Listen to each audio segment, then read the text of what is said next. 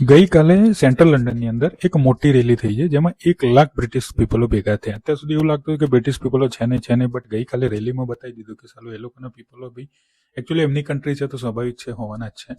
અને એ લોકોનો વિરોધ બી વ્યાજબી થતો.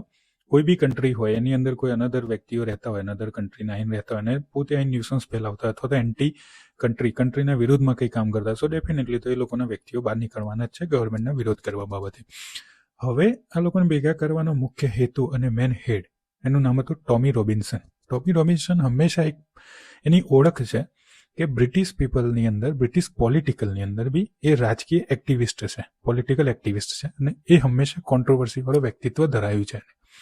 ગઈકાલની એની આ રેલીની અંદર ઇલોન મસ્ક બી જોઈન્ટ થતો બાય વિડીયો કોન્ફરન્સથી. એને બી સપોર્ટ કર્યો છે આ વ્યક્તિને અને આ બ્રિટિશ પીપલોને.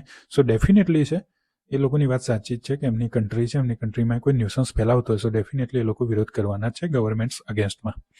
સો બટ જે લોકો લીગલી રહે છે, જે લોકો લીગલી સ્ટે કરે છે અને જે લોકો લીગલી ટેક્સ પે કરે છે, સો એ લોકોને એનાથી કોઈ જ તકલીફ નથી. So don't worry to everyone.